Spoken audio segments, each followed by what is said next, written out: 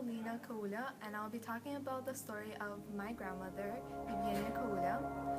My parents' names are Yareli and Victoria Kaula, and we are from Chernivtsi, Ukraine, which is southwest of Ukraine, bordered close to Romania. My name is Carol Williams, and I'll be talking about the story of my grandmother, Alberta Williams, and my parents' names are Samuel Williams, married to Sonia Williams, born in Ochiris, Jamaica, St. Anne's.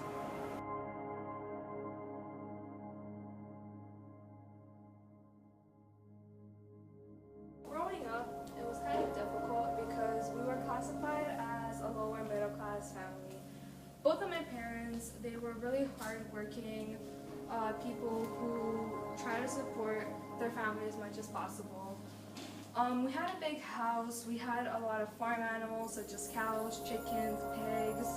We had a huge garden that we had to take care of and grow crops on. But mostly my grandmother impacted our lives because she was the one that raised us while our parents were working. So she taught us how to cook, how to clean, how to take care of ourselves in the future, and she taught us how to clean around the house and take care of the household. When I grew up with my grandparents, we had a big house. I had my own room, and every Friday I would get a brand new dress. And we always ate together as a family. We prayed together, went to church together. We accepted God into our lives. In Jamaica, having a fridge is a big thing. We also had TV where other people would come to our house after school and we would watch different shows. Also, when we had to clean the house, some people had to clean the floor with coconut brushes, while us, we actually had an electric polisher to clean the floor. So I was in a nice middle class home where I was happy and had a proper family. Alright man, so opposed from getting a good education, I also believed in playing sports, and I grew up in a nice stable home, and I also like to play things such as netball, but as some of you people call it, it's basketball. So I would do stuff like exercise, getting your body fit. And then I lived with my grandparents instead of my actual parents.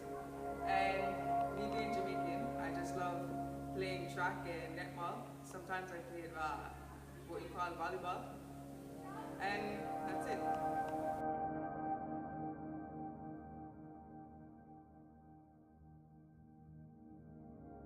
I remember there was this one story that my grandma told me, and it was this time when her aunt gave her 50 cents, so she donates to the church when she goes over there.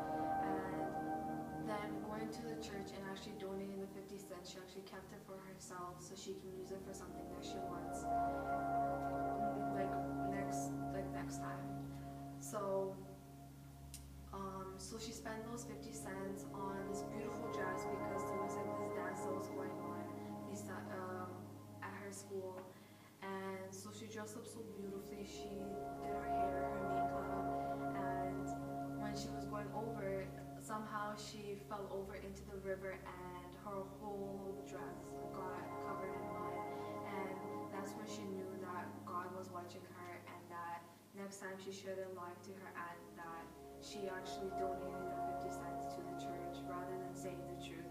And that was such, in a way, a very important moment, because that's the way that I learned that it's best to tell the truth than tell a lie, because then you would face consequences for the lie that you had said.